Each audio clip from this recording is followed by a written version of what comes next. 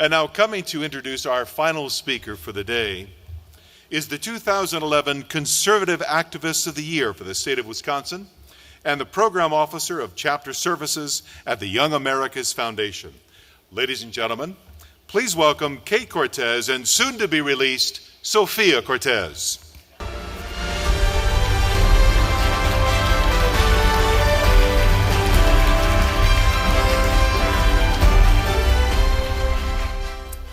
It is my great honor and privilege to introduce our next speaker this evening, Senator Rick Santorum.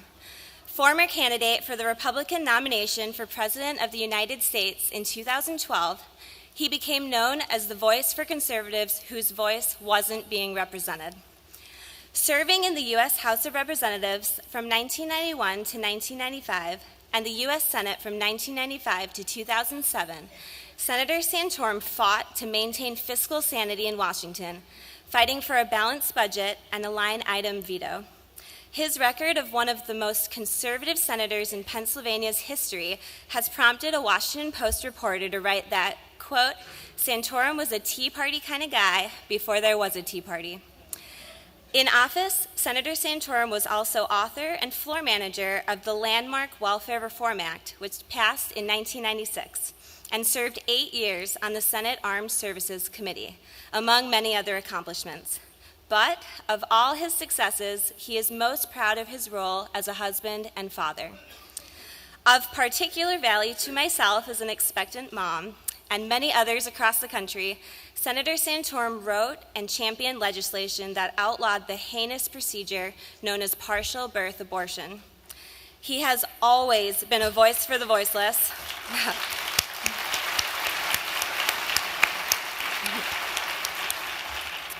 And reliably defends truth, no matter what the consequences.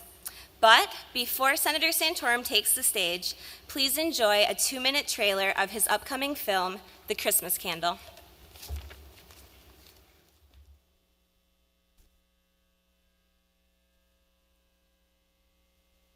Might I offer you some assistance?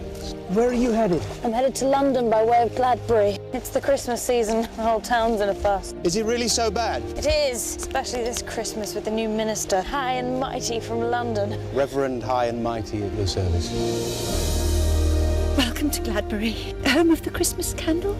Forgive my ignorance, but what is this Christmas candle? The Christmas candle's no different than old wives' tales or your Bible stories. Somebody's miracle is in this basket, and we won't let it go to waste. I'm praying for a husband by Easter. All their hopes wrapped up in one candle. It's high time that Gladbury see the light. You may have one candle to give, but I hope to give everyone a little light this Christmas. Electricity in the church. Now this I have to see. What is this light? Is it signs and wonders, angels and miracles? Of course not. Today marks the dawning of a new age.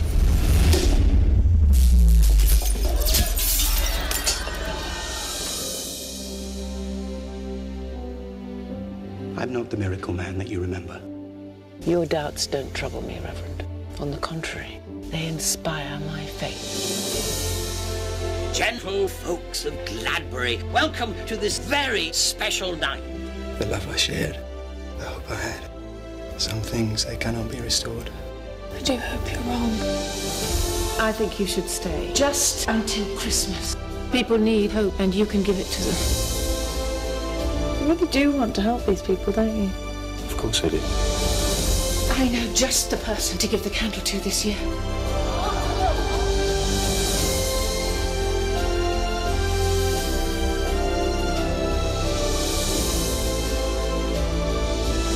What's happening? A miracle is happening. It'll be a happy Christmas after all.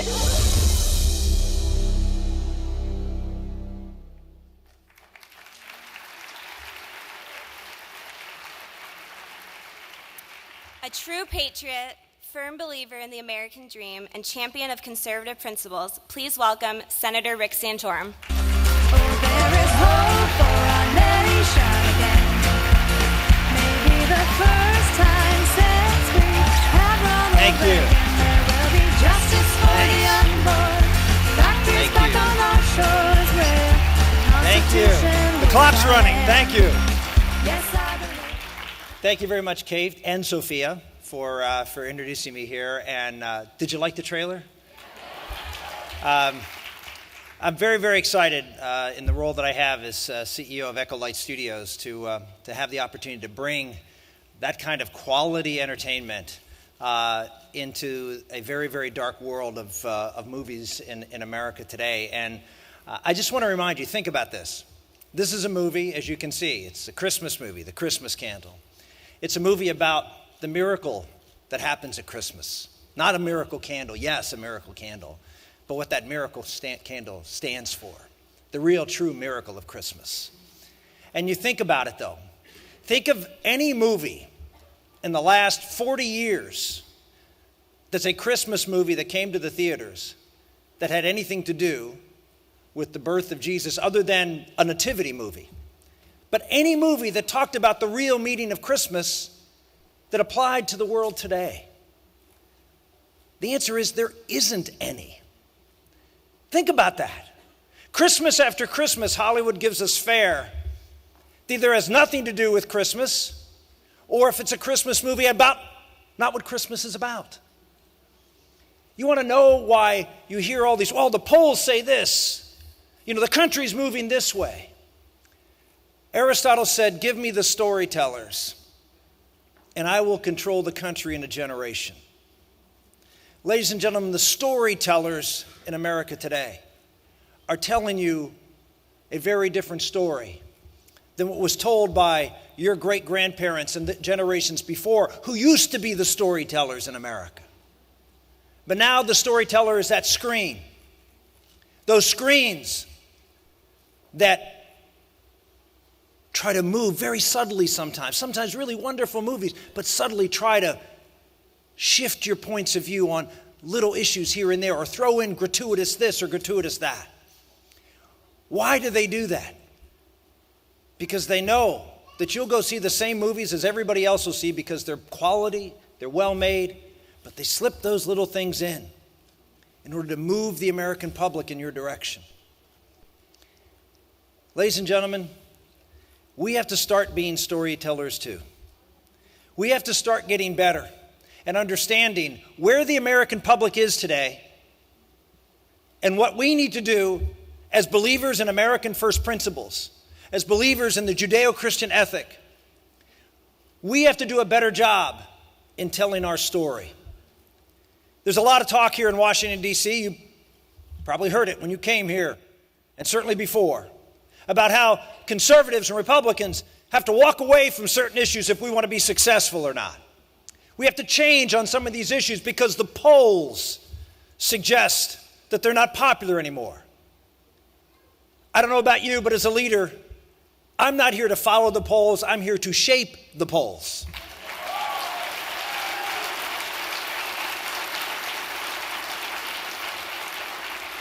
How do we shape the polls? Obviously, I've gotten involved with Echo Light Studios in the movies. And this movie comes out on November 22nd. There's a sneak peek little mini movie that is going to be available at 7 o'clock tonight if anybody wants to come and see it. But that's just one front. People said, are you getting out of politics? You know, why is a politician involved in Hollywood? My response to that is that if liberal actors and producers can get involved in politics, then conservative politicians can get involved in Hollywood. And so can you.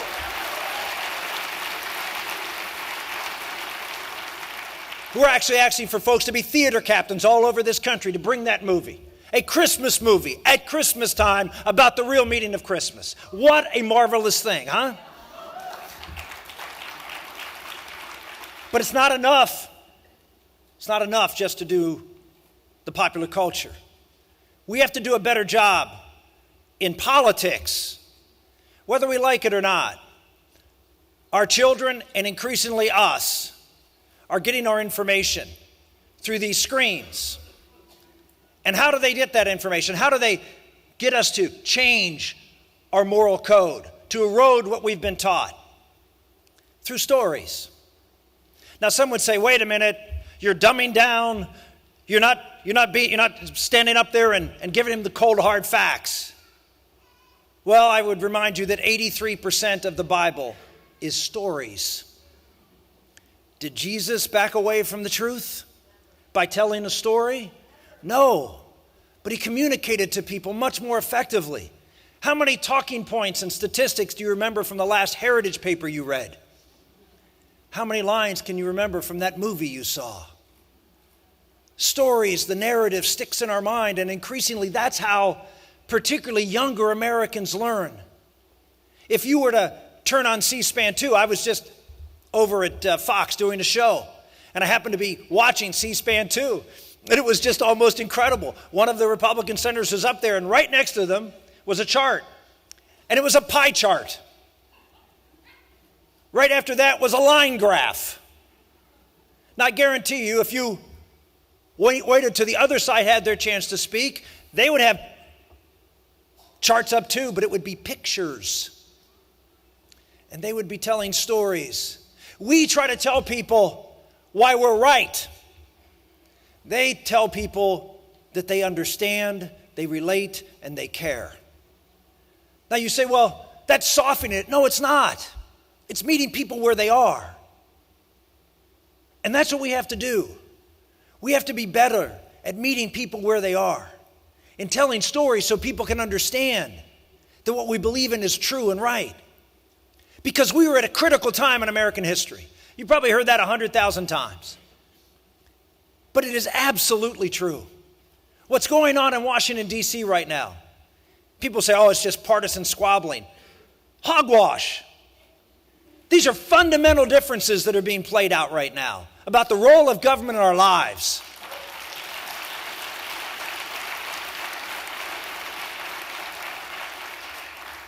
I always try to go back and say, what is this really about? I talked about this during my campaign in 2012, the one that everyone says, oh, all he did was talk about social issues. No, what I did was talk about founding principles. And that's what got people's ears. I talked about the founding principles on which America is based and is different than any other country in the history of the world. What makes America different? What makes America different than, well, my grandfather came to this country. He could have gone to France and spent 50 years in France. After 50 years, would he have been a Frenchman? No. But the day he came to America, because he wanted to accept what America stood for, he became an American. You see, America isn't an ethnicity, it's not a race. It's a set of ideals and values. And so when President Obama gets up and says he wants to transform America, understand what he means. He means he wants to take the very founding principles of our country, found in the Declaration and the Constitution, and he wants to transform them into something different. What we don't do is explain to the American public what that is. What makes America different? I know a lot of folks, Tea Party folks, are very happy to stand up, and I'm glad they did, and reintroduce the Constitution to the American public discourse. And that's a great thing. But the Constitution without the Declaration can be a very dangerous document. Lots of folks have copied our Constitution. Nobody has copied our Declaration. We are the only country in the history of the world that says that we hold these truths to be self-evident, that all men are created equal and endowed by their with certain inalienable rights. You want to know what makes America different than any other country? It's because America, we believe that our rights come from God, not from the government.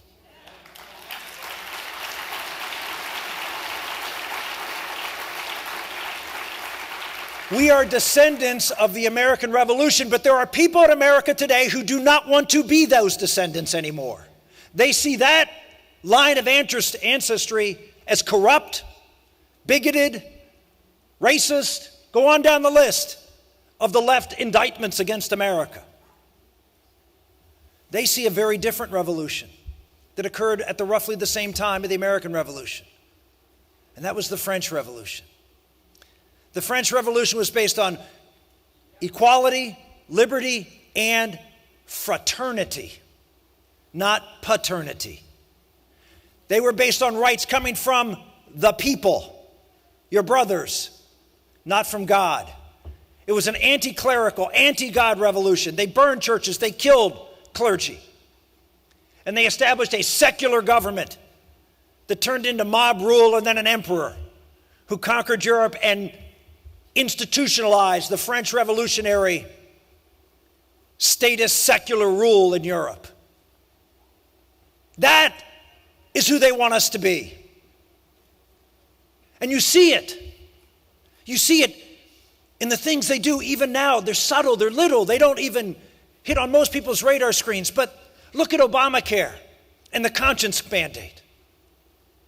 You could say, well, all they're trying to do is provide contraception and abortifacients for people who should have access to them. Oh, really? Oh, really? Is that all they're trying to do? Well, let's take them at their word. That's all they're trying to do. Okay. What would be the easiest way to make sure that everybody who wants those pills can have them for free and have complete access to them? Give them away. Give them away at pharmacies. Give them away at supermarkets. Give them away in vending machines. If you want them to be ubiquitous, simply pay for them and give them away. But that's not what they did. What they did was say to each and every one of you whose conscience is violated by it, we will make you do what we tell you to do. They will force you to use your money. They don't subscribe to the concept of freedom of religion. No, the word they use more often now, and they actually do use these words, freedom of worship.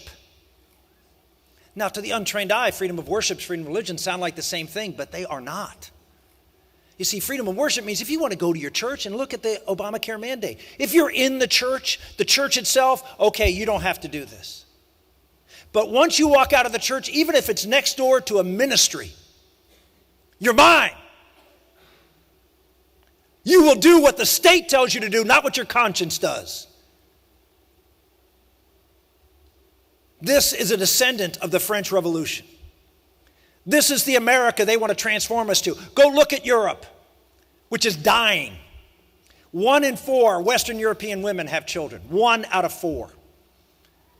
Every generation, Europe is cut in half in its population because for every 2 people, they're having 1 child.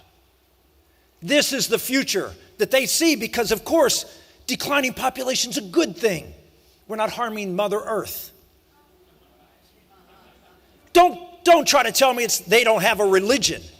It's just not the religion that most Americans believe in. But it's every bit of religion. That's why they're trying to silence you. Because their secular religion is okay, but yours is not. Ladies and gentlemen, I'm here at Value Voters because ultimately, what's at stake in America is the issues you are here to defend and make sure that they're heard up on Capitol Hill. All of these economic issues, they're vital. But the foundation of this country is the dignity of every human life because they are a creation of a loving God.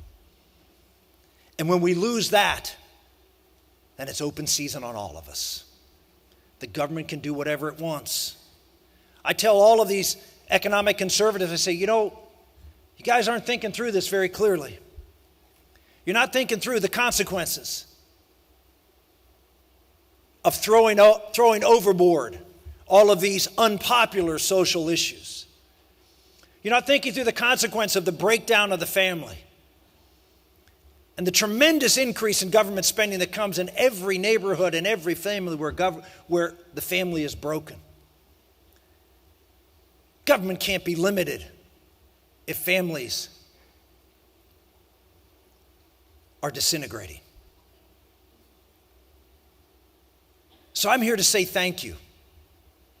Thank you for being here and standing for the core values of our country, for the Declaration of Independence, for the vision that our founders had of strong communities based on strong families and limited government. Why? Because we didn't need big government. Government gets bigger as things around us start to crumble. And we look for government to help. I'm not suggesting that Barack Obama wants to see the economy continue to falter. But I said from day one that his role model as president was Franklin Delano Roosevelt. And remember, Roosevelt kept getting elected, reelected in the midst of the Depression. In his second term, unemployment went up to 25%. He kept getting elected. Why? Because people are afraid. When things are unstable, people get afraid. And the storytellers come out and say, you can trust the government to provide that support for you. Ladies and gentlemen, we are engaged in the battle for the heart and soul of America. And we need to be better and smarter about how we communicate our message. Do not back away 1 inch from what we believe in. Not 1 inch, because all we're doing is standing up for the values that made this country the greatest country in the history of the world. There's nothing to be ashamed of. Why can't we go out and produce great art, tell stories, and communicate with people? Why are we always on the defense? Look at us in the popular culture. Conservatives, all we do is curse the darkness and try to protect our families from all the bad stuff thrown at them. Why are we doing that? We have the truth. Why are we playing defense?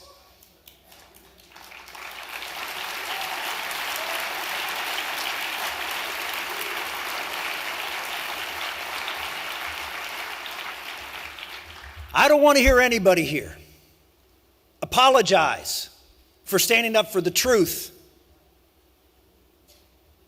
Apologize for standing up for the dignity of life, the sanctity of marriage, the centrality of the family. See, the problem we've had is we've nominated candidates, far too many, who say they believe those things, but they don't really talk about them, do they? I remember I went to a breakfast in New York when I was thinking of running for president, something that comes to mind every now and then, even today. And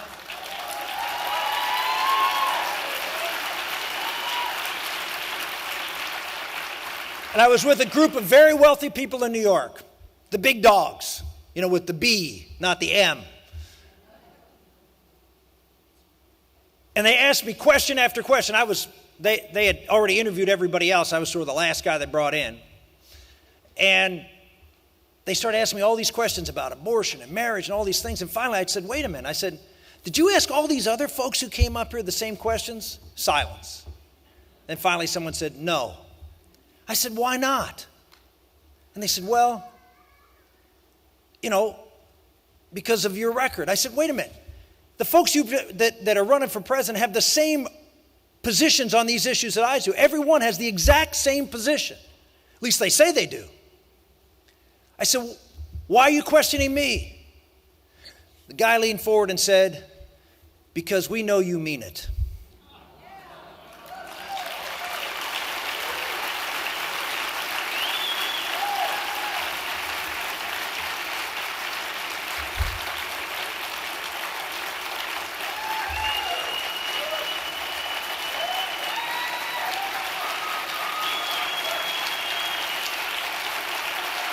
Folks, thank